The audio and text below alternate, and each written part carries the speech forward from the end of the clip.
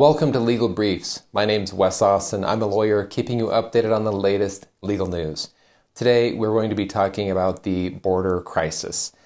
We are on track to have more migrants than we've had in the last 20 years. And as of last week, I think we had 16,500 unaccompanied minors. So I think we have at least 5 legal problems that if we would fix, it would fix the problems that we're having at the border. In actuality, we probably have like 50 problems, but I've identified 5, and we're going to be talking about those 5. So with all these thousands of people down at the border, the U.S. government has awarded a contract of $87 million to put them up in hotels. Now, I've also heard that there are large amounts of people trying to leave the United States through the southern border, and they were mostly American homeless people, and they asked them, "Are you leaving permanently?" And they said, no, we're just trying to go out and come right back in, but we want to get in the free hotel line. So we'll let you know how that goes. So why are so many people coming to the United States now? Well, think about it this way. Let's say you're in school and there are 2 teachers that teach American history. One is Donald Trump and the other one is Joe Biden.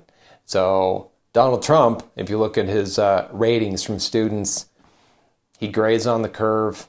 20% of the people fail. You never know what's going to be on the exam. Sometimes he's kind of mean in class. And then Joe Biden, he doesn't even take roll. There are no quizzes. There are no exams. You just have to turn in one paper at the end. Come on. And then they announce, hey, Joe Biden is teaching this class next semester. Everybody in school is going to sign up to take that class. So, I think that is what's happening, right? And we've had statements from a lot of people, I think, confirming that, yeah, everybody's like, Joe Biden is in there, let's go for it, which is contributing to this huge surge at the border. All right, the first problem has to do with Title 42. Title 42 is the Public Health Safety Act. And under that, the government was excluding all migrants because of the pandemic. It was too dangerous. With this pandemic going on, we just needed to shut it down, all right? So excluding all migrants. President Biden came in and he carved out an exception for unaccompanied minors in this Title 42. So unaccompanied minors could come in. Well, of course, then we saw a huge surge in unaccompanied minors. The second problem has to do with the Trafficking Victims Protection Reauthorization Act.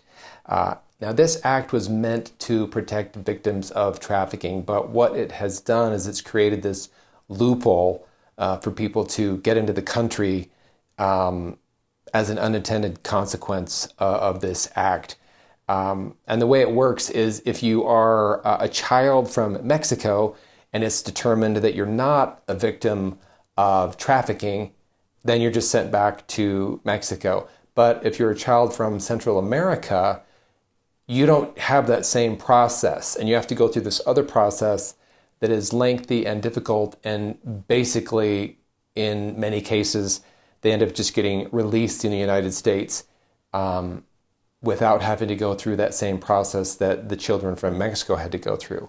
And it's a loophole that was unintended, and so we need Congress to fix it, and of course, they're not going to because they're Congress. So those first 2 legal problems both seem to be screaming out, please send us unaccompanied minors, which is going to be very dangerous for the children. Like, that's not something you want to be happening. That's not something you want to be advertising because they're children. Like, we want them to be safe. And as long as we don't have any really scary people around them, I guess at least it's not terrible. I guess now it probably is terrible. So in the last 2 weeks, 7 sex offenders were arrested at the border. So it officially is terrible. So the third legal problem that I see is that we have ended the use of the migrant protection protocols with Mexico, also referred to as the Remain in Mexico policy. And we had these agreements with Mexico where when we had people seeking asylum, they could basically wait in Mexico for their court date and for court processing, which gave the United States more time to basically go through these court procedures and make sure they were adequately processed without having these time constraints. Because what was happening without the MPP, which is what they're called, the MPP, is that we weren't, and a lot of times we were not getting them done in a timely manner according to this district court case that was upheld. And so they were ending up being released in the United States. And without that MPP, the border facilities were being overcrowded and really overrun. So when we're following the MPP, at least a lot of the people who are waiting for their court dates were kept in Mexico. And I think that really helped with this overcrowding border crisis situation. President Biden has stopped using the MPP. Now, some critics have said that part of the problem with the MPP was that people were in bad conditions, and that wasn't great. Well, can we just look at some pictures of the conditions that people are under right now down there at the border? Just for fun. Let's see. Okay, here's one. You see that? I think this picture was taken within the last week or a couple of weeks down at the border. Let's look at one more. Can we look at one more just for fun? Here's another one. Now, either of those look like great, wonderful conditions to you. They don't to me. They don't look like they're great conditions to me. So I don't know. I'm saying like, okay, maybe the conditions under the MPP weren't fantastic. But what the frick is going on down there right now? Would you look at this? The fourth legal problem that I think we've had is that we have stopped following the safe third country agreements. We had these safe third country agreements with the Northern Triangle countries of El Salvador, Guatemala, and Honduras. And what this did was people seeking asylum would also seek asylum in one of those countries. And basically what this did was it discouraged forum shopping. Like if somebody truly was afraid for their life in their country, they really would just want to be in another country where they would be safe, not necessarily the United States. And if the only place they wanted to be was the United States, that's more forum shopping, and they really just wanted to move there, not seeking asylum because they were afraid for their lives.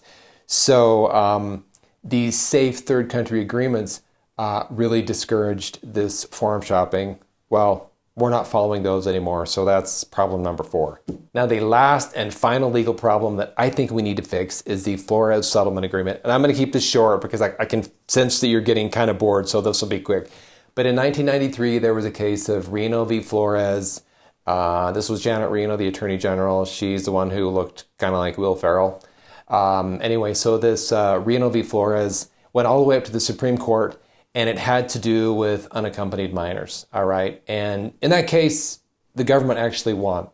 But then a few years later, the government entered into a settlement agreement where they agreed to all sorts of things, kind of like they lost. Like you'd almost think the government didn't know that they kind of won because the agreement they entered into was kind of like they lost. And then we've had courts over time tweak it. And basically now the government has 20 days to get people in front of a judge, which is an incredible short amount of time. That's just so hard to make happen. And because of that, we have a lot of people who end up getting released who otherwise wouldn't just because of this 20-day issue. We need to fix that. Who needs to fix it? Congress. What does that mean? It's not going to be fixed. Anyway, thank you for watching. We'll see you next week.